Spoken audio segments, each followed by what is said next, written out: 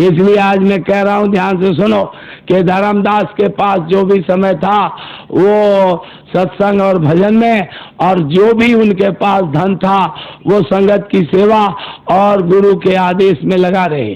थोड़े ही दिन में खबर आई कि आपका 50 जहाज आ रहा था समुद्र के रास्ते से, डूब गया।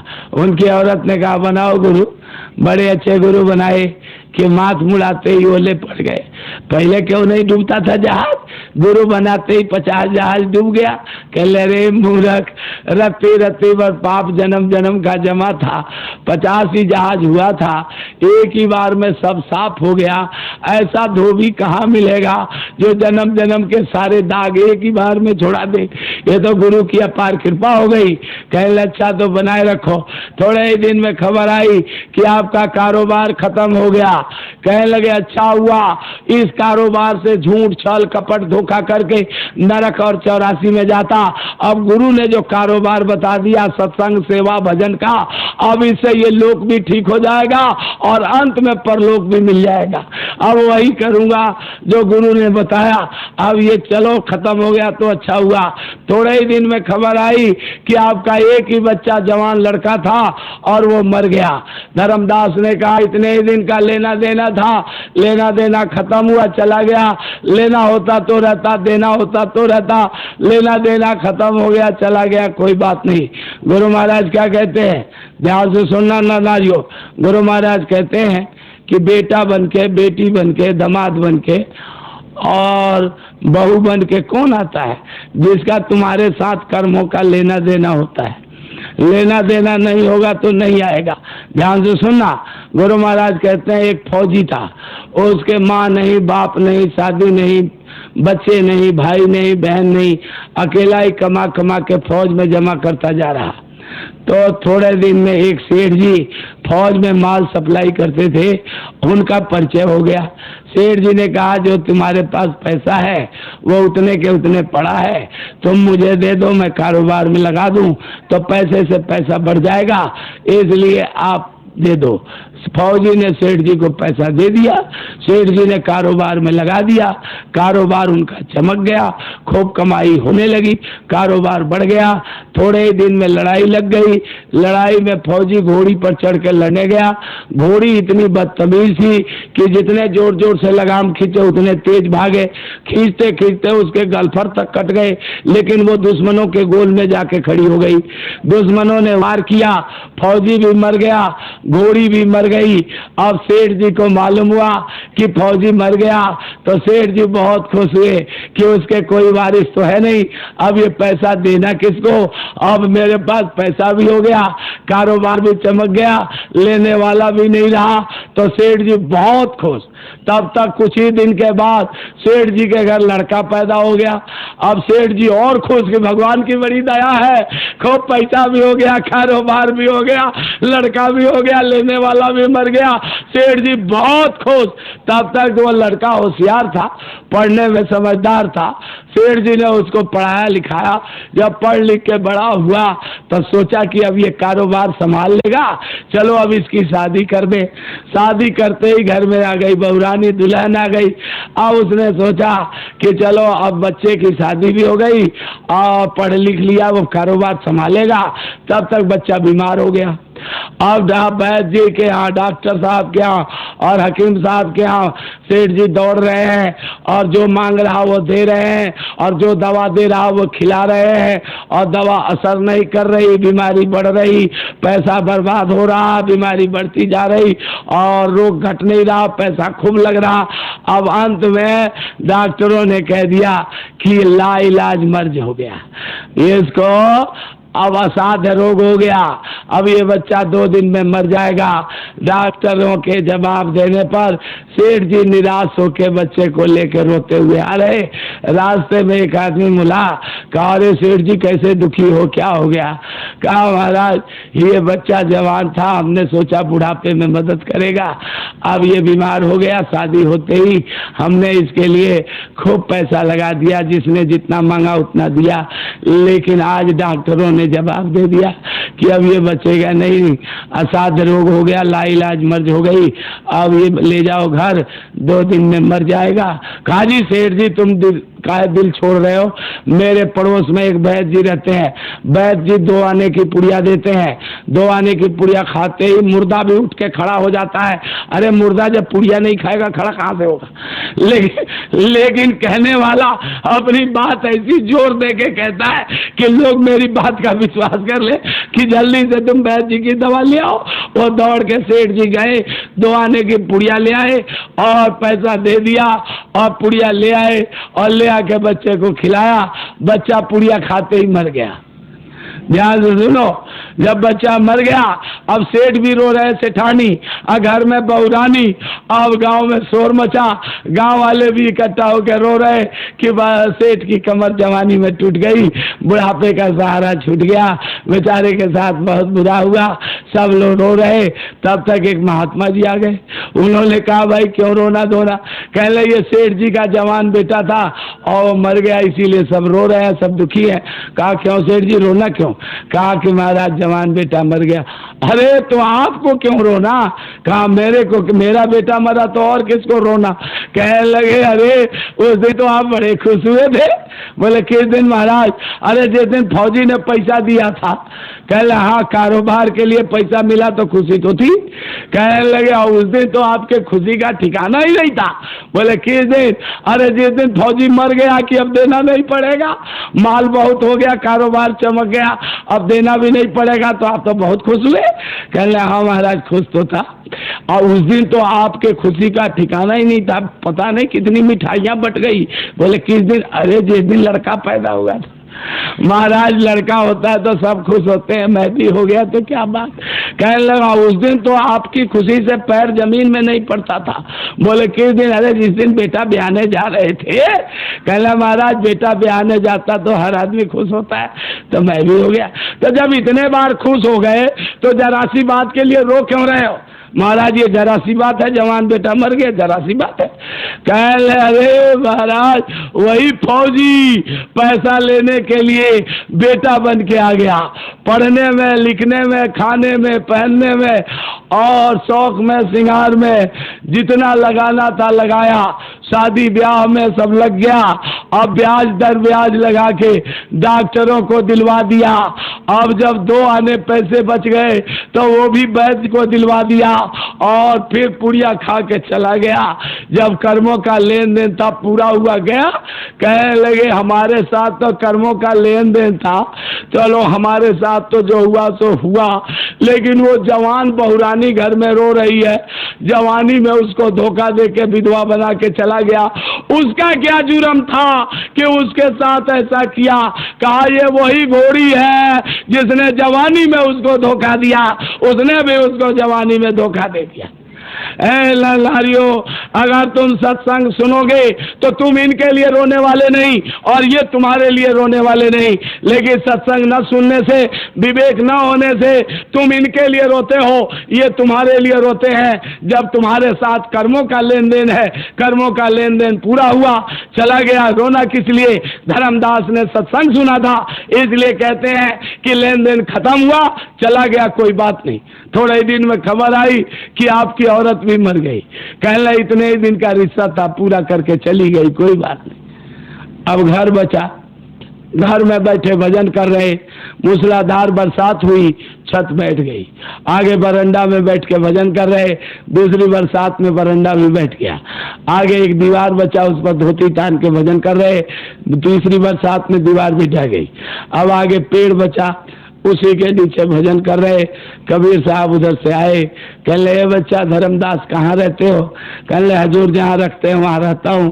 कहाँ? बोले इसी पेड़ के नीचे भजन करता हूँ। कह ले बच्चा तेरा इम्तिहान हो गया, तो इम्तिहान में पास हो गया, अब तुझे इम्तिहान देने की जरूरत नहीं। मैं बुढ़ा हो गया, मेरी ये काया जर्जर हो गई, अब इस शरीर से मेहनत होता नहीं, अब तुम मेरे साथ चलो कबीर चौराहा।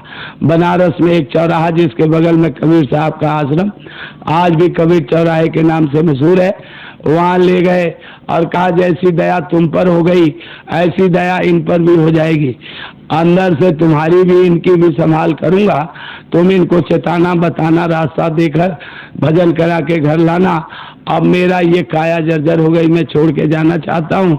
धर्मदास को ले गए, गद्दी पर बिठाया, कबीर साहब शरीर छोड़ के चले गए। न नारियों, मैंने ये मिसाल इसलिए दिया कि गुरु के यहाँ जाने के बाद एक घटना अगर आपके साथ ऐसी घटने लगे तो आप कितने देर तक गुरु के हाथ को मजबूती से पकड़ के रखोगे? नारियों, ध्यान से सुनो। लेकिन गुरु महाराज क्या कहते हैं कि मैं जिसका परमार्थ बनाना चाहता हूँ उसके लिए मुट्ठी टाइट रखता हूँ। सुन लो ध्यान से। बाबा जी कहते हैं जिसका परमार्थ बनाना चाहता हूँ उसके लिए मैं मुट्ठी टाइट रखता हूँ। मुट्ठी टाइट का मतलब है कि गुरु जब बहुत प्रसन्न होंगे तो आपको बीमारी देंगे, बहुत ही खुश हो जाएंगे तो निर्धन बना देंगे, और बहुत ज्यादा खुश हो जाएंगे तो आपका अपमान, आपकी बेइज्जती कराएंगे। अगर तीनों के लिए कमर कस के तैयार हो तो आपका परमार्थ बन जाएगा। और नहीं, कहीं माया की छाया में बेटा के लिए, बेटी के लिए, रोजगार के लिए, पैसे के लिए, पद के लिए भाग रहे हो तो जैसे मछली लोहे की बंसी कलेजे में फंस जाती है, रोटी के लालच में कलेजे में फंस जाती है, बाहर निकल के तड़पती है। अब तड़पने से होगा क्या?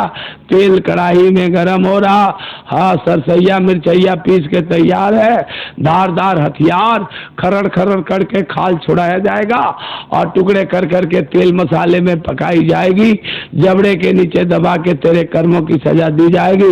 ऐसे ही अगर आप माया की छाया के पीछे भाग रहे हो तो आपको भी नरकों में काटा जाएगा, जलाया जाएगा, सड़ाया जाएगा, फिर 84 में डाला जाएगा। वहां तुम्हें बचाने कौन जाएगा? इसलिए गुरु महाराज आज कह रहे हैं, उसको सुन लो। आज उनकी बातों को सुनने की जरूरत है। गुरु महाराज कहते हैं कि मैं मेहनत कर नहीं पाता हूँ, सत्संग के अभाव में बाग सूख रहा है, फसल दूसरा काट के ले जा रहा और फसल बर्बाद हो रही है।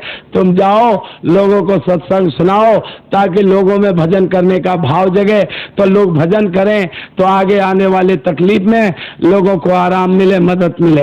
इसलिए आज आपके यहाँ जो बाबा जी ने भेजा है उसको सुनो।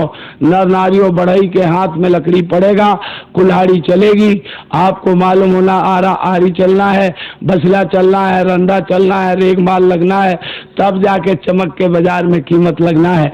धोबी के यहाँ कपड़ा जाएगा, 2-4 दिन वैसे पहन के घूमेगा, फिर सोडा सरफ डाल के रात भर पकाएगा भट्टी में, दिन भर पटहे पर पटकेगा, फिर निर्मल जल में धोकर धूप में सुखाएगा, गरम गरम लोहा घुमाएगा।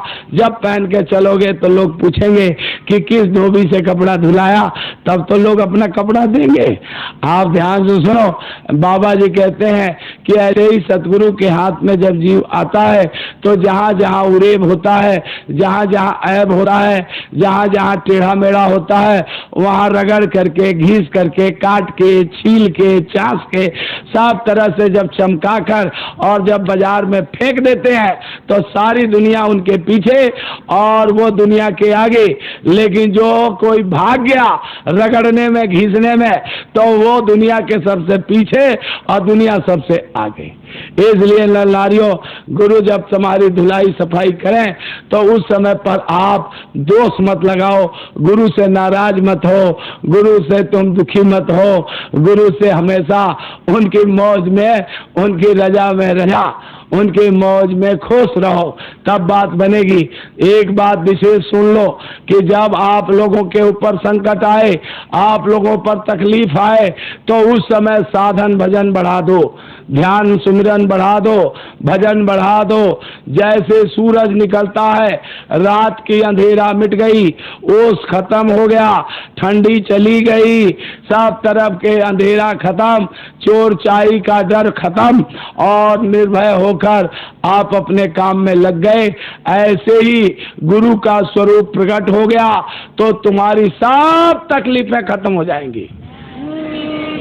इसलिए आप सुमिरन, ध्यान, भजन में समय ज्यादा से ज्यादा बढ़ा दो। ये बात ध्यान से सुनो नारियों। दूसरी बात कि आप सतगुरु मिल गए तो आप पहचानोगे कैसे? पहचानना बड़ा कठिन है। इसलिए मैं एक छोटी सी मिसाल दे रहा हूँ। मिसालें तो बहुत हैं, बाबा जी की इतनी मिसालें हैं कि इनके अलावा कोई सतगुरु है ही नहीं, लेकिन फिर भी मैं छोटी सी एक मिसाल दे रहा हूँ, आप लोग बड़े ध्यान से सुनो। बाबा जी 24 दिसंबर 1974 को बहुत से इसमें लोग बैठे हैं जिनकी उम्र 32-33 से नीचे है, बहुत से हैं 34, 35, 36 के जो कच्चा बनियान में उस समय घूम रहे थे, उनको भी कोई परवाह नहीं थी। और बहुत से कुछ लोग हैं जो थोड़े ज्यादा के, तो उनको भी ऐसी अपनी धन का, पद का, पैसे का, जवानी का गरूर गुमान था कि वो भी सुनने के लिए, जानने के लिए तैयार नहीं थे। लेकिन आज बताया जा रहा, उसको आप लोग बड़े ध्यान से सुनो। गुरु महाराज 24 दिसंबर 1974 को मथुरा में मेरे जैसे 215 नौजवानों को बिठा के कहा कि बच्चा अपनी डायरी और कलम निकालो, जो मैं बोलता हूँ उसको लिखो। बाबा जी बोलने लगे, हम लोग लिखने लगे। बाबा जी ने कहा 6 महीने के अंदर जितने पेड़, पहाड़, दीवार लिखना है लिख दो, जितने झंडे, बैनर, पोस्टर लगाना है लगा दो, जितने गली गली में लाउड स्पीकर लगा के शोर मचा सकते हो मचा दो, जितना आप लोग पर्चे, पंपलेट बंटवा सकते हो बंटवा दो। 6 महीने के बाद तुम लोगों की जबान रोक दी जाएगी और तुम लोगों के हाथ पैर रोक दिए जाएंगे, तुम लोग कुछ नहीं कर पाओगे। ठीक 6 महीने के बाद 25 जून 1975 को आपके देश में इमरजेंसी लग गई। ध्यान से सुनना। और बाबा जी को 29 जून को मथुरा के कलेक्टर ने अपने बंगले पर बुलाया। बाबा जी खुद गाड़ी चला के गए। कलेक्टर से पूछा, बच्चा क्यों याद किया? कहने लगे, हम आपको मीसा में बंद करेंगे। बाबा ने कहा, मेरा जुर्म? कह ले, मथुरा जंक्शन से आप रेल का इंजन कंधे पर लेके भाग रहे थे, इसलिए आपको मीसा में बंद किया जा रहा। बाबा ने कहा, सरकार की सौगात सिर माथे है, जहां भेजना हो भेज दीजिए। बाबा जी को उठा के आगरा के सेंट्रल जेल में बंद कर दिया। 45 दिन तक गर्म पानी पी पी कर बाबा जी ने अपनी जान बचाई। धोती के 2 टुकड़ा किया, एक टुकड़ा लपेट के नहाए, गीली हो गई सूखने को डाल दिया, सूखे को लपेट लिया।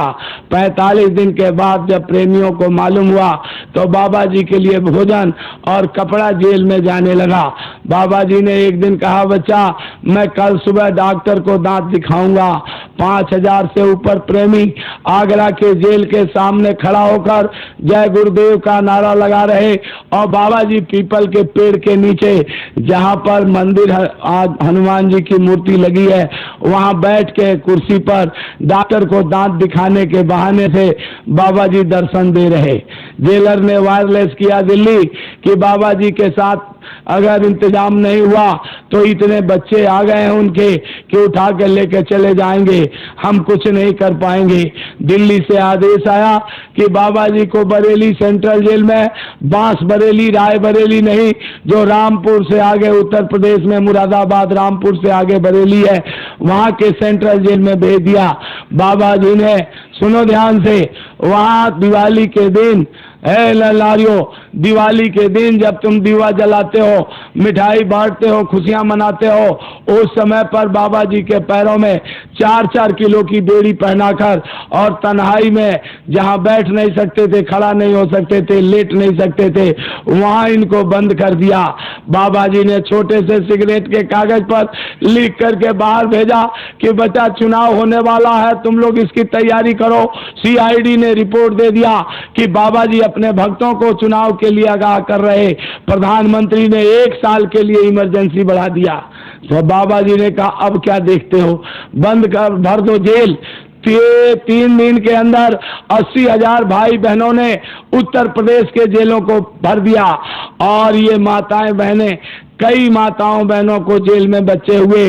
12 बजे रात को जच्चा और बच्चा को बर्फ के पानी से नहलाकर गोरखपुर के जंगलों में छोड़ दिया है। नर नारियों, भक्ति कोई खाला जी का घर है? आप समझते हो, जिससे मालिक कराना चाहेंगे वही कर पाएगा।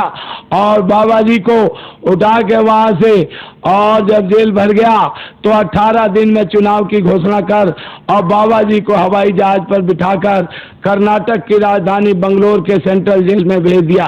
सोचा कि बाबा जी के चेले उत्तर में हैं, दक्षिण में नहीं, बाबा को दक्षिण में बंद करो और उत्तर में लोहे के डंडे से राज करो। लेकिन बाबा जी तो पहले से कहते थे कि भारत के वीर जवानों जागो, समय बदलने वाला है, अब कुछ होने वाला है, सब कुछ होने वाला है, हिजड़ों का राज हटाना है। बच्चे, अरे गांव नगर की बात न पूछो, दिल्ली जाने वाली है, ये दिल्ली जाने वाली है। बाबा जी कहते थे, बच्चा, जब भगवान राम जाने लगे वन में तो अयोध्या के नर नारी उनको विदा करने चले, उन्हीं के साथ अयोध्या के हिजड़े भी चल दिए। जैसे सरजू के किनारे पहुंचे, कहा नर नारियों वापस जाओ। हिजड़ों ने सोचा हम नर में न नारी में हम कैसे जाएं, तो उन्होंने वहीं कुटिया बना लिया और 14 साल जाड़ा गर्मी बरसात बिताई। भगवान गए वन में, निशाचरों को मारकर, लंका जलाकर, रावण को मारकर, विभीषण को राज देकर, सीता को लेकर पुष्पक विमान में बैठकर, दिवाली के दिन जब भगवान पहुंचे हैं अयोध्या में सरजू के किनारे, तो सबसे पहले हिजड़े ताली बजाते सामने आ गए। उन्होंने पूछा, आप कौन? कि हम अयोध्या के हिजड़े हैं। तो आप यहाँ कैसे? कि हम तो आपको विदा करने आए थे, तो आप गए क्यों नहीं? कि आपने तो नर नारियों के लिए कहा था, हम ना नर में ना नारी में हम कैसे जाते? तो हमने तो 14 साल यहाँ तप किया। भगवान ने कहा, जाओ 14 साल तप किया हो तो कलयुग में कुछ दिन के लिए तुम लोगों को राज करने का अवसर दिया जाएगा। करना धरना कुछ मत, केवल ताली बजवाना और राज करना। बाबा जी कहते थे, बच्चा, ये करेंगे धरेंगे कुछ नहीं, केवल ताली बजवाएंगे और राज करेंगे।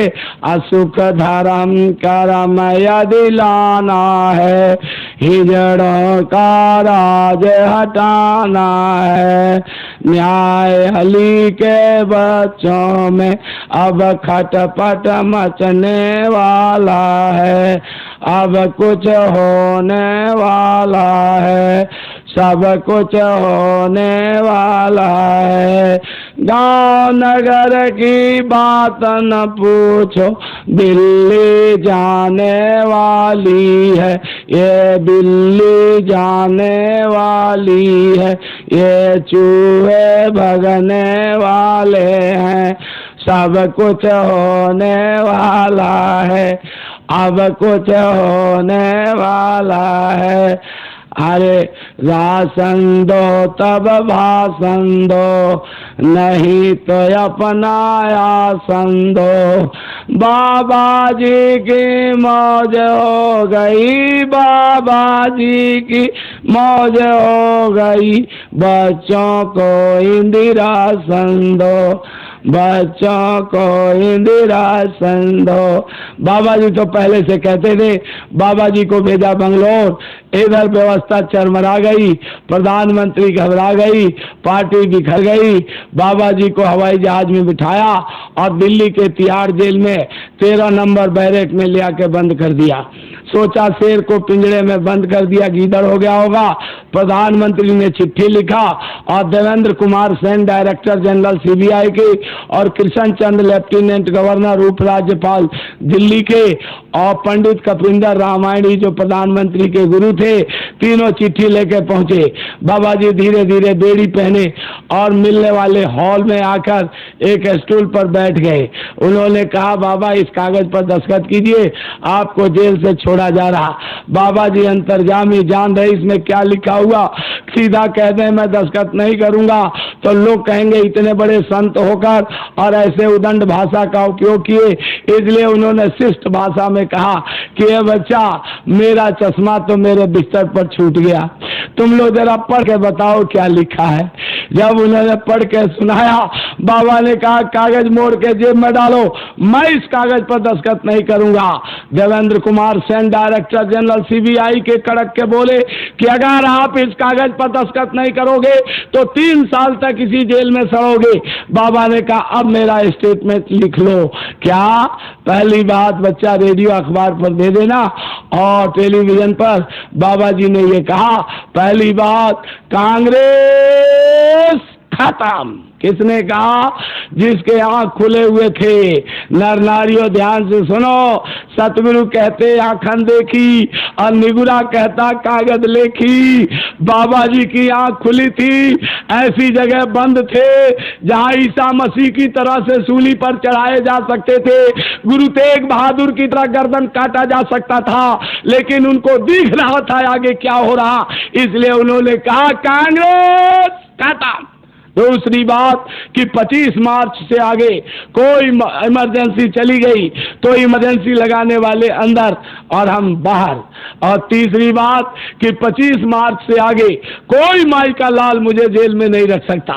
ऐ नारियों, तीनों बातें सामने आई। चुनाव हुआ और 77 में 20 तारीख को गिनती शुरू हुई। रात के आधी रात के बाद 21 मार्च लगा। भारत के प्रधानमंत्री ने ऐलान किया कि मैं अपना हार स्वीकार करती हूं और इमरजेंसी खत्म करती हूं। दूसरी बात, 22 तारीख छोड़कर 23 मार्च को बाबा जी जेल से बाहर आ गए, जिस दिन आप लोग मुक्ति दिवस मनाते, खीर पूरी उड़ाते हो, ध्यान से सुन लो। और 24 तारीख छोड़कर 25 मार्च को दूसरी सरकार दिल्ली की गद्दी पर बैठ गई। मैं किसी की बुराई बड़ाई करने नहीं आया हूं, मैंने आपके सामने एक सच्चाई रखी। जो लोग उस समय जिंदा थे, मैं उनसे पूछना चाहता हूं कि ये बातें हुई कि नहीं हुई? अरे जो जिंदा थे उनसे पूछ रहा हूं, बोलो ये बातें हुई कि नहीं हुई? अगर ये बातें हुई तो कान खोल के सुनो। 3 मार्च को इसी साल जो होली बीती है, 3 मार्च को 3 बजे होली के अवसर पर लाखों आदमियों के सामने बाबा जी मंच पर आके बोले कि बच्चा, 2 बातें हैं, एक है गुरु का कहना, दूसरा है मन का कहना। जो गुरु का कहना करता है अपने घर जाता है, और जो मन का कहना करता है वो नरक और 84 में जाता है। क्योंकि जब से सृष्टि में आए हो मन तुम्हारे साथ लगा हुआ है, और जब जब आप आए तब तब तुम्हारे साथ मन ने धोखा दिया और बार बार आपको नरकों और 84 में ले गया। लेकिन जब से ये सृष्टि बनी है कभी किसी गुरु ने धोखा नहीं दिया।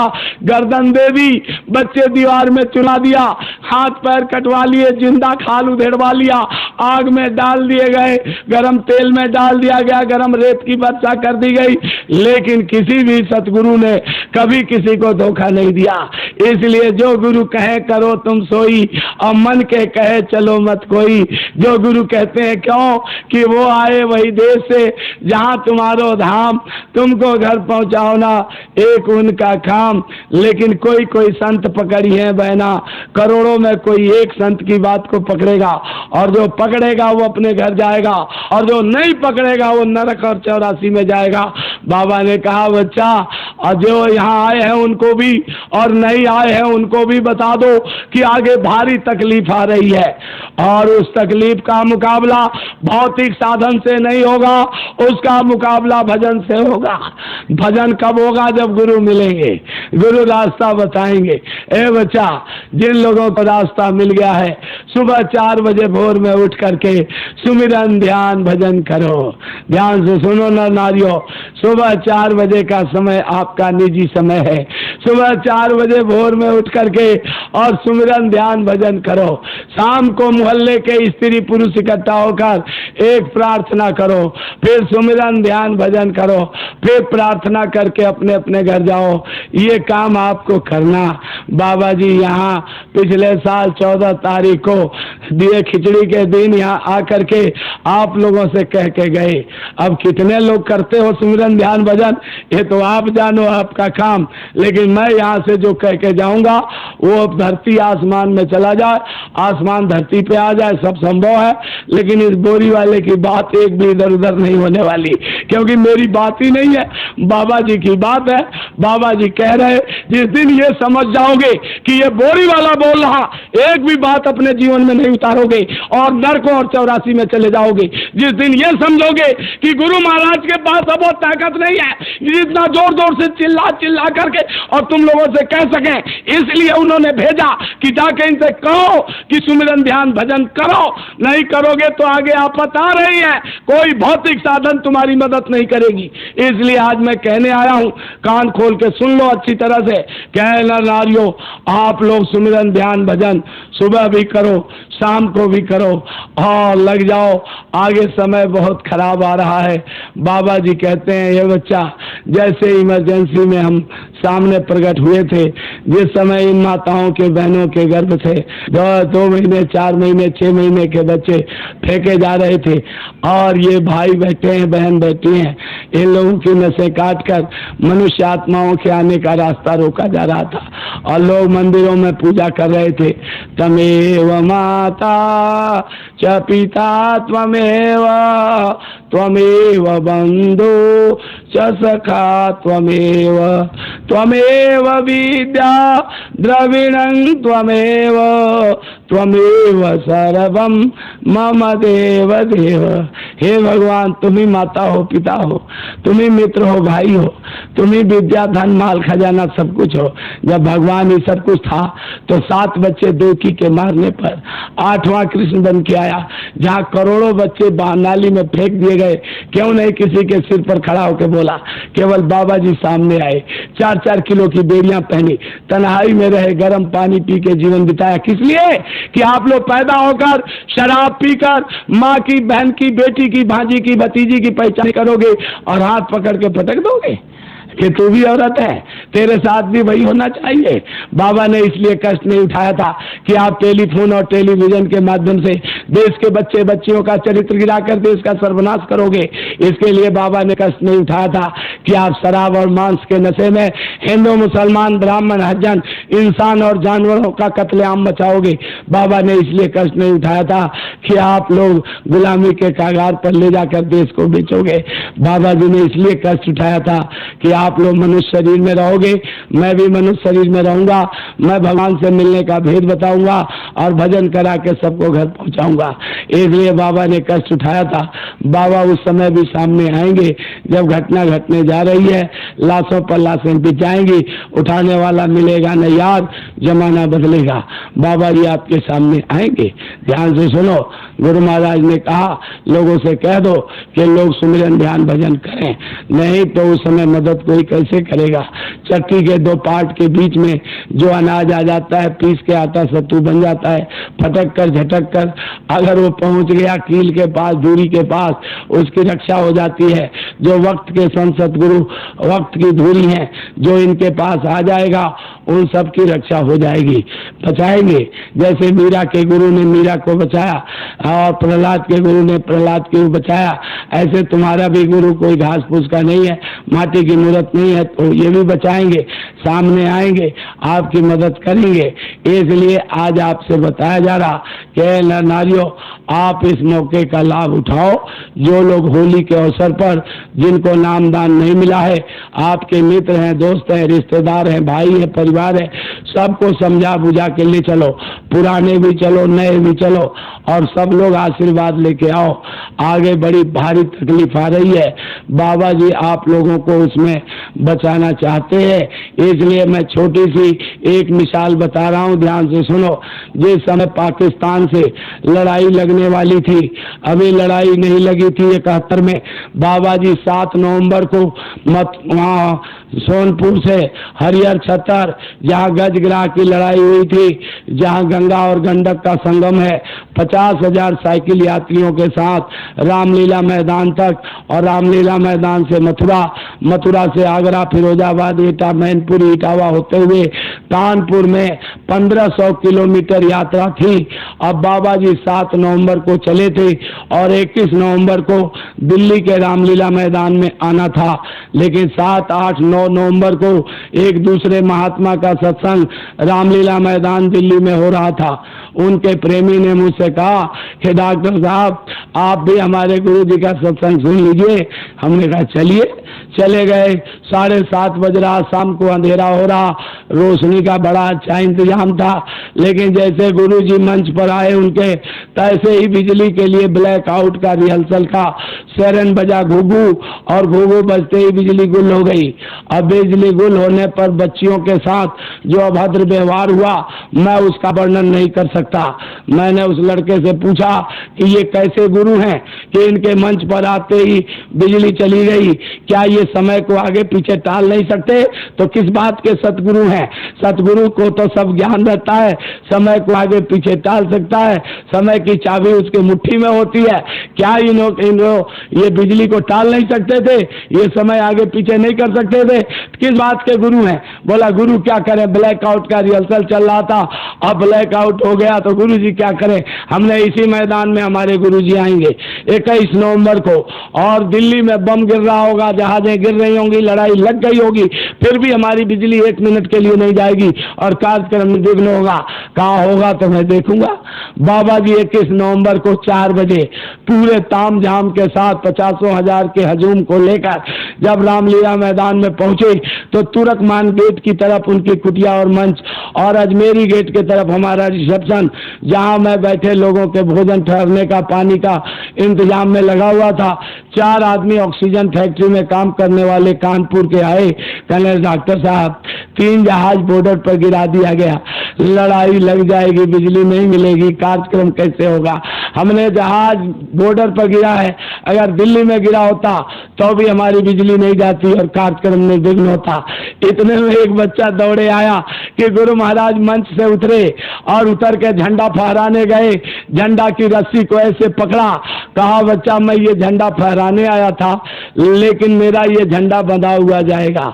मैं कानपुर में जब समापन होगा तब ये बताऊंगा कि मैंने दिल्ली में झंडा क्यों नहीं फहराया। अब तुम लोग सत्संग सुनो। बाबा जी 4 दिन रहे, 1 मिनट बिजली नहीं गई। चारों दिन सत्संग नामदान हुआ और बाबा जी वहां से आए मथुरा, मथुरा से आगरा, फिरोजाबाद, एटा, मैनपुरी, इटावा, सब कार्यक्रम करते हुए जब बाबा जी कानपुर में गए, लाखों आदमियों के सामने 1 घंटे का सत्संग सुनाया। सत्संग सुनाने के बाद कहा बच्चा मेरा ये झंडा दिल्ली से बंधा हुआ आया, मैं इस दिल्ली में झंडा फहराने इसको गया था, लेकिन मैं अगर फहरा देता तो लड़ाई वहीं लग जाती और मुझे अपना कार्यक्रम बीच में ही रोकना पड़ता, इसलिए मैंने वहां झंडा फहराया नहीं। अब मैंने इसका राज बता दिया, तुम लोग 4 बजे भोर में चिड़िया की तरह यहाँ से उड़ जाना। अब लड़ाई लगने जा रही है, पहले पूरब का पाकिस्तान खत्म होगा, बहुत दिन तक लड़ाई नहीं होगी, फिर लड़ाई होगी। चाइना द्वारा दिया हुआ कीटाणु बम पाकिस्तान भारत की तरफ मुंह करके खोल देगा, बैक्टीरिया हवा में फैल जाएंगे और पशु पक्षी जिनके खाल उतार के बाजार में टंगा होगा, सीधा बैक्टीरिया का उस पर असर होगा और जो लोग खरीद के खाएंगे एक तरफ से बेमौत मरने लगेंगे। 1 रुपए की दवा 100 रुपए में बिकेगी, फिर भी लोगों की बीमारी ठीक नहीं होगी। जब चारों तरफ लाशें पट जाएंगी, भारत हारने के कगार पर आ जाएगा और कहीं से किसी को रास्ता नजर नहीं आएगा उससे बचने का। उस समय पहचान लो इस फकीर को। बाबा ने अपना चद्दर उतार दिया, मुकुट उतार दी, धोती उतार दिया, केवल लंगोटी में खड़ा होकर कहा पहचान लो इस फकीर को, ये पूरब से पश्चिम की तरफ इतनी जोर की आंधी चलाएगा जिसमें पशु हाथी जैसे जानवर उड़ जाएंगे, मकान की छतें उड़ जाएंगी, जंगल के पेड़ उड़ेंगे और सारे बैक्टीरिया पाकिस्तान और चाइना में डाल दिया जाएगा। पाकिस्तान के नामो निशान मिट जाएंगे, चीन में मुट्ठी भर लोग बचेंगे जिनको भारत के लोग बचाएंगे जो शाकाहारी होंगे। इसलिए बाबा जी का कहना शाकाहारी रहना, वही बचेगा जो उनका मानेगा कहना। ध्यान से सुन लो अच्छी तरह से। बाबा जी ने पहले कह दिया कि आगे भारी तकलीफ आ रही है और उसका मुकाबला भौतिक साधन से नहीं होगा, उसका मुकाबला भजन से होगा। इसलिए आप सब लोग नित्य नियम से भजन करो, 1 दिन का नागा मत करो। ध्यान से सुन लो नारियों, घटना घटेगी। आप लोग आओ बाबा जी से आशीर्वाद ले लो। मैं अभी बाबा जी के हुक्म से जिस समय वो रक्षाबंधन के लिए बम्बे जा रहे थे, मुझे कलकत्ता भेज दिया। रास्ते में एटा में कार्यक्रम कर रहा 30,000 से ऊपर जनता, पूरा बाग भरा हुआ। जामन के पेड़ की छाया देखकर मेरा बड़ा ऊंचा मंच बना दिया था। मैं बोल रहा था, इतना मोटा जामन का डाल चरचर करते हुए आ रहा। इधर एक महात्मा बैठे थे, उठ के भगे। सारी जनता खड़ी हो गई। अब मैं आंख बंद करके बोल रहा, जैसे वो इतना मोटा डाल आके मेरे पीठ के पीछे लेट गया। ध्यान से सुनना, तो पीठ के पीछे आके लेट गया। अब मैं बोल रहा हूं, तब सब लोग आके बैठ गए। जब लाउड स्पीकर वाले ने कहा, भाई साहब आप तो टस से मस नहीं हुए। हमने कहा, गुरु धरा शीश पर हाथ, तू क्यों सोच करे। गुरु रक्षा करदम साथ, तू क्यों सोच करे। नर नारियों आपने नामदान लिया, आपको शेर ने घेर लिया, बचाएगा कौन। आप भजन करने बैठे हो, सर्प आ गया, मदद कौन करेगा।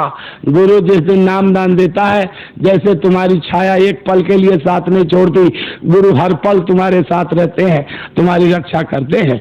गुरु महाराज ने कहा कि बच्चा, जिस समय मैं बुंदेलखंड में भजन कर रहा था, तो एक दिन बांदा से हमीरपुर जा रहा, इधर खाई इधर झाड़ी, पगडंडी सड़क पकड़े जा रहा। उधर से एक सांड गर्दन नीचे किए, पूंछ ऊपर किए, डकरता हुआ दौड़ता सामने आ गया कि मारेगा। मैंने गुरु महाराज को याद किया, क्या कर रही हो, पहले बैठे हुआ, बैठ जाओ वहीं, सुनो ध्यान से। अब ये लोग हैं, इनको आज सब उतना दिन बता के गया था, है राजावत जी के घर पर इतना बताया कि इसमें कुछ नहीं, फोटो से कुछ नहीं मिलेगा, अंदर में स्वरूप को बसाओ, अंदर में बैठाओ स्वरूप को। वो काम नहीं करेंगे, आदत पड़ी है जन्म जन्म की, क्या करोगे, सुधरेंगे। कितने दिन हुआ संत मत को प्रचार होते, अकाल मत को प्रचार होते कितने दिन हो गया, तो कैसे छूट जाएगा। लेकिन रगड़ाई होगी तो छूट ही जाएगा, ऐसी बात नहीं है कि नहीं छूटेगा। आप लोग ध्यान से सुनो। गुरु महाराज कहते हैं, बच्चा, जैसे गुरु महाराज को याद किया कि सामने एक बुढ़ा चने की झाड़ का गट्ठर, जिसमें चने के दाने लगे हुए, गट्ठर ले आके सांड के आगे फेंका और एक डंडा मारा, सांड वहीं से मुड़ गया, वो भी गायब, वो भी गायब। जब गुरु महाराज के पास आए तो गुरु महाराज ने पूछा, तुम्हारी सांड से रक्षा कैसे हुई। जब बताया तो गुरु महाराज जोर से हंसे, कहने लगे, तुम्हारी चिंता मैं चित्तधारी, तुम अचिंत रहो प्यारे। जिस दिन तुमको नाम दान दिया, तुम्हारी सारी चिंताओं को ले लिया, अब तुम अचिंत होकर भजन करो। तुमको बेटा बेटी जमीन रोजगार व्यापार की क्या चिंता, अरे तुम भजन करो, तुम्हारा मालिक है, बकरी के मालिक नहीं। बकरी सोचती है, समझती नहीं, ज्ञान नहीं, जल्दी जल्दी पैर मारती है, गले की रस्सी टिप जाती है, मर जाती है। घोड़ा के पैर से जब दब जाता है रस्सी, वही धीरे से लेट जाता है कि मेरा मालिक मुझे बांध के गया, आके खोलेगा। जब तुम्हारा मालिक है, तुमको किसकी चिंता, तुम्हारा मालिक चिंता करने वाला है, तो तुमको किसकी चिंता। इसलिए तुम्हारी चिंता मैं चित्तधारी, तुम अचिंत रहो प्यारे। तुम्हारी चिंताओं को मैंने धारण कर लिया और तुम अचिंत होकर भजन करो। गुरु धरा शीश पर हाथ, तू क्यों सोच करे। गुरु रक्षक हरदम साथ, तू क्यों सोच करे। गुरु महाराज हर वक्त साथ है, तुमको चिंता किस बात की। तो मैंने उस महात्मा जी से पूछा कि आपने गुरु किया है, बोले नहीं। तो हमने कहा, ये दाढ़ी बाल भोंगा चोंगा ये काम नहीं आएगा, भजन काम आएगा। और गुरु मिलेंगे, नाम बताएंगे, भजन करोगे तब काम होगा। इसलिए सब लोग भजन करो, ध्यान से सुनो। कहले हाँ, अब की बार चलेंगे। भंडारे पर आके नामदान ले गए हैं, अब कर रहे नहीं कर रहे वो जाने। लेकिन मैं इतना आपको बता दूं कि नारियो स्वामी जी ने खुद कहा कि एक वेदांती थे, कहते जा रहे, हम में ब्रह्म, तुम में ब्रह्म, इसमें ब्रह्म, उसमें ब्रह्म, सब में ब्रह्म। तो उधर से एक महात्मा फटेहाल से आ रहे, कहले होगा। कहले तो आप किसको मानते हो। बोले मैं गुरु को मानता हूँ। तो मैं भी गुरु, ये भी गुरु, वो भी गुरु, सब गुरु। कहले सब हो सकते हैं, मैं नहीं हूँ। तब तक नदी का किनारा आया, नाव खड़ी थी, उसी में वेदांती चल गए। महात्मा मल्लाह लेके चला, तब तक एक सरप छरप के नाव में आ गया। नाव में सांप को देखते ही मल्लाह ने बांस फेंका, तैरना जानता था, कूद के किनारे हो गया। तब तक जो है वेदांती उठ के भागने लगे। तो महात्मा ने पूछा, तुम क्यों भाग रहे। कहने लगे ये काट लेगा। अरे इसमें भी ब्रह्म है, तुम में भी ब्रह्म है, तो ब्रह्म से ब्रह्म डरता क्यों है? कहने लगे ये काट लेगा। बोले नहीं काटेगा। महात्मा के कहते ही सर अपने फन नीचे कर ली। महात्मा धीरे धीरे हाथ से पानी मारते रहे, नाव को किनारे लगा दिया। पहले सरप उतर गया, फिर वेदांती उतरे, फिर महात्मा उतर गए। जब वेदांती ने पूछा भाई साहब आप नाव चलाना जानते थे क्या? बोले नहीं। तो नाव किनारे कैसे लगा दी? गुरु महाराज की दया से। सरप भी नहीं काटा, ये भी गुरु महाराज की दया से। तो मैंने पूरा वेद पढ़ा, वेद का अंत कर दिया, तब वेदांती हुआ। और मुझे तो उस वेद में कहीं नहीं मिला कि ऐसी भी दया होती है। कह ले बच्चा ये दया गुरु महाराज के चरणों में मिलती है। कहाँ है गुरु महाराज का चरण? तो मैं आज आपसे कहने आया हूँ कि कभी कबीर साहब के पास, धर्मदास जी के पास था, कभी नानक साहब से लेकर गोविंद सिंह तक था, और कभी गोस्वामी जी के पास रैदास जी, मीरा सहजो, दादू पलटू, भिक्खा साहब के पास था, और कभी आगरा और ब्यास में भी था। लेकिन आज मथुरा के बाबा जय गुरुदेव के अलावा किसी के पास नहीं है। सीधी बात। इसलिए आप लोग समझ लो, लोगों को ले चलो, नाम दान दिलाओ, और नाम दान मिल जाए तो भजन करो। एक दिन का नागा मत करो। मेरी बात को ध्यान से सुन लो, और आगे हम आएंगे, दोबारा आएंगे तो आपको भीड़ दिखाएंगे। ये भीड़ इसका नाम है, देखिए। और बात जो कह के जा रहा हूँ वो भी सामने आने जा रहा। इसलिए आप लोग होशियारी बरतो, मालिक की दया हो जाए, लाभ आपको मिल जाए। सब लोग भजन करो, एक दिन का नागा मत करो, आलस मत करो, आलस में नुकसान हो जाएगा। भजन करो। अब भजन बनेगा कैसे? जब तक सेवा नहीं करोगे भजन नहीं बनेगा। कान खोल के सुन लो। स्वामी जी महाराज जब सत्संग दे रहे थे तो आप लोगों ने विश्व का अजूबा मंदिर बनवा के खड़ा कर दिया। लेकिन जब सत्संग देना कम हो गया तो आप लोगों ने कछुए की तरह, जैसे कछुआ अपना मुंह हाथ पैर पेट में सटक लेता है, ऐसे आपने भी मुट्ठी सकोट लिया। लेकिन सत्संग मिलेगा तो आपका भ्रम जाएगा शंका, और मुट्ठी खोल के फेंकोगे तो भजन बनेगा। बाबा जी ने आपके लिए स्वास्थ्य सेवा की खबर भेजी, कान खोल के सुनो। पहले उन्होंने सुना दिया कि एक आदमी नगर कोट की देवी के यहाँ जाता था, हर साल आके भंडारा करता था और 350 खर्चा करता था। जब बाबा जी मिले, नामदान मिला और भजन करने लगा तो अब देवी रोज सामने आ जाए। एक हफ्ते बाद आके कहा गुरु जी देवी की भी पूजा करूं और आपकी भी करूं। कहने बच्चा या तो देवी की कर या मेरी कर। कहा दोनों की करूं तो? मतलब दो नाव पर पैर रख देगा, कौन से किनारे लगेगा? कहा महाराज तो वो रोज सामने आ जाती है।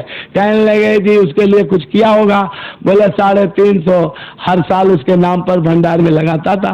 बोले अब की बार मेरे नाम पर 700 लगा दे। फिर देख बाबा जी ने मंदिर के लिए कहा, आप लोगों से सुन लो ध्यान से, मंदिर के लिए कहा आपसे, और आपसे आश्रम के लिए कहा, जमीन के लिए कहा, लेकिन बाबा जी ने अपने लिए नहीं कहा कि मेरे लिए। तो क्या आपकी दवा से बाबा जी की बीमारी ठीक होनी है? क्या आप पैसा दोगे तब बाबा जी की दवा होगी और तब दवा खा के बाबा जी बीमारी से ठीक होंगे? जब सारी दुनिया को वो ठीक करते हैं, सारी सृष्टि के लोगों को ठीक करते हैं, तो आपके पैसे से वो ठीक होंगे?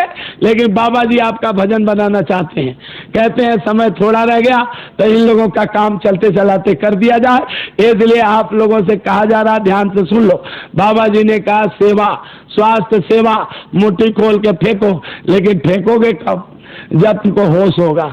तुम तो अभी माया की छाया में घूम रहे हो, बेहोश होके। होश हो जाए तो फेंक दो। गुरु महाराज खुद कहते हैं कि एक बादशाह अपने महल पर उसने राज के ऊपर चारों तरफ लोगों पर टैक्स लगा दिया।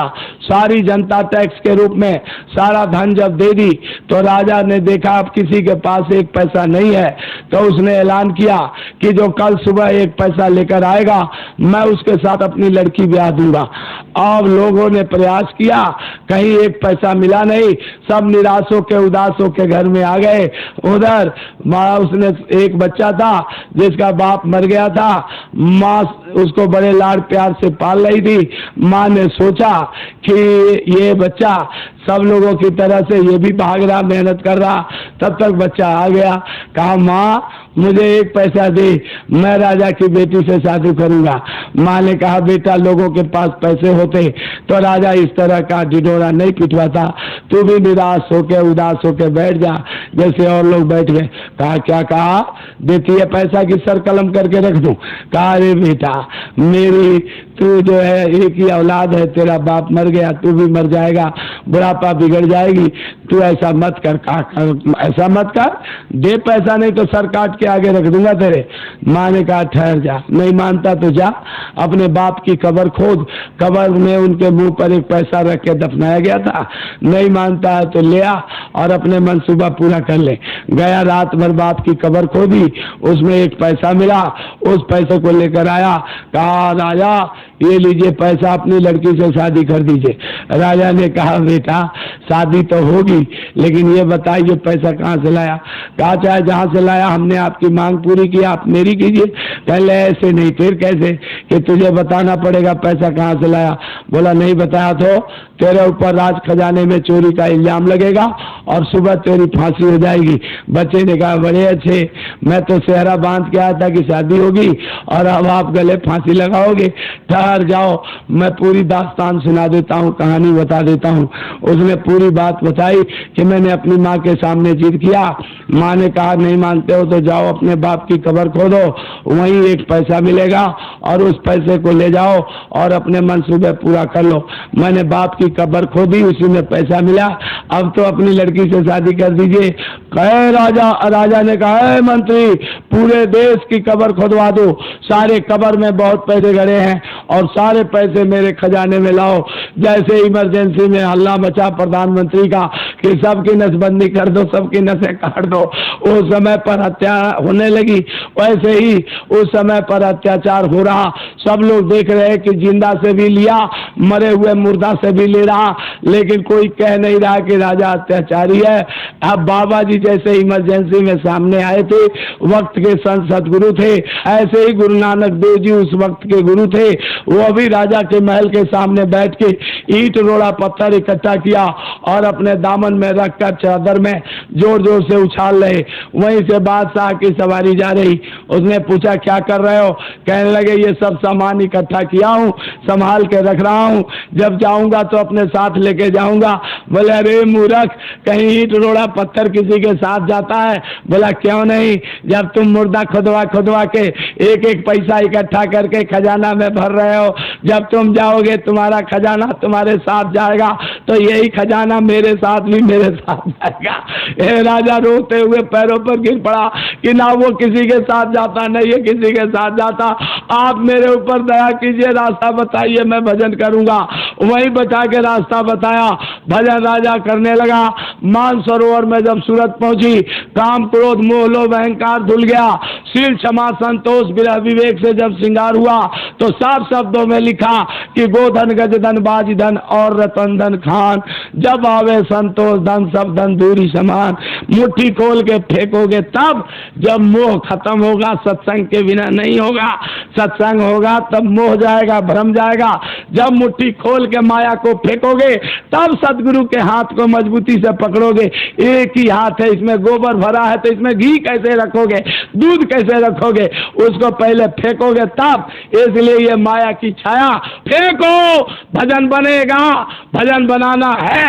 इसलिए बाबा जी ने कहा कि जाकर इनसे कहो भजन नहीं बनाना होता तो बाबा जी ने कहा था कि ये मंदिर बन रहा, तुम सेवा करो, मैं तुम्हारा भजन बना दूंगा, सेवा में भजन बदल दी जाएगी।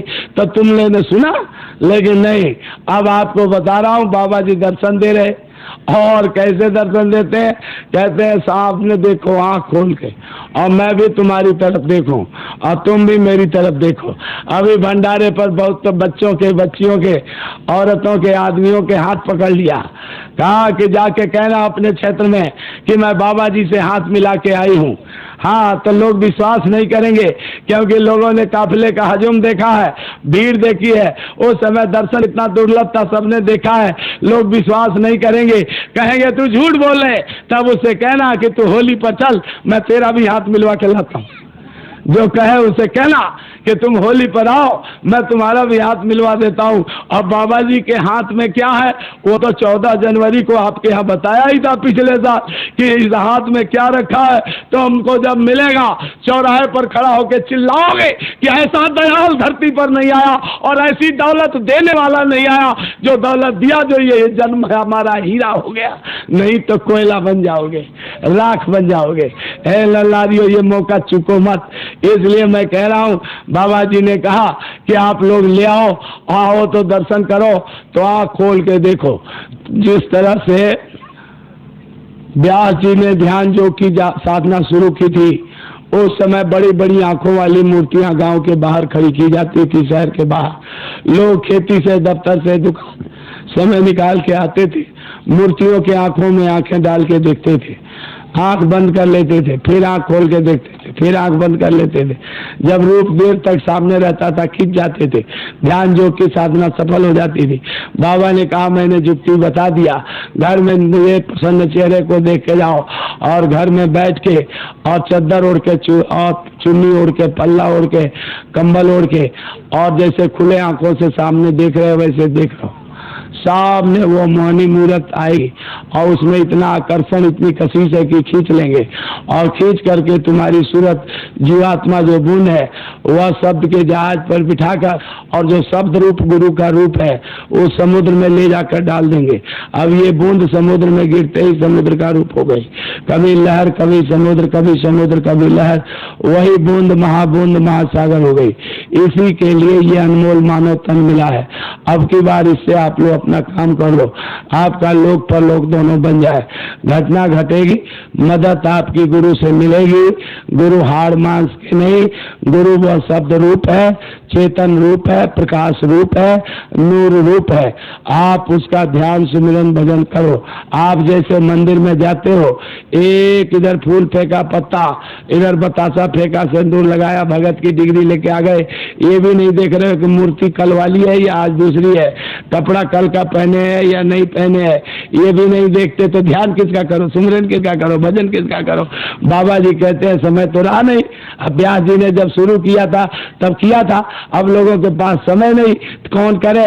इसलिए आपको जो युक्ति बताई गई, इसके अनुकूल करो, तुम्हारा लोक और परलोक बन जाए। इसलिए बाबा जी आप लोगों से भजन कराना चाहते हैं। हमने आज आपके बीच में जो बातें रखी, इस पर आप लोग अमल करो, गुरु महाराज की दया होगी, सबको उसका लाभ मिलेगा। आप सब लोग एक बार मालिक के नाम को जोर से बोलो, जय गुरुदेव। आप लोग मंदिर सेवा हर महीने जो भेजते हो भेजते रहो, और बाबा जी की स्वास्थ्य सेवा में परिवार का कोई सदस्य छूटे नहीं, और सबकी सेवा भेजो, और इतनी भेजो कि आपका भजन बनने लगे। गुरु महाराज ने कहा, जो खाली हाथ आता है वो खाली हाथ जाता है, और जो किसी के, ध्यान से सुनना, किसी के कहे से देता उसको 4 गुना मिलता है, और जो देखा देखी में देता उसको 10 गुना। और जो, सुन लो ध्यान से, और जो लोग यानी किसी के कहे बिना, किसी के देखा देखी बिना, मुट्ठी में नहीं है तो किसी से मांग के दे दिया, उसको 50 गुना, और जो जिसके पास है वो सब दे दिया तो उसको 100 गुना मिलता है। आपको लेना, बाबा जी को देना। इसलिए आप लोग दिल खोल के दो, ये नहीं कि संकोच करो किसी तरह से। स्वास्थ्य सेवा, मंदिर सेवा, और ये आपका आश्रम बन रहा, इसमें भी जो भी आप लोग लगा दोगे तो आप रहो ना रहो, ये चीज अस्थायी हो जाएगी। जब तक ये धरती रहेगी तब तक ये चीज रहेगी।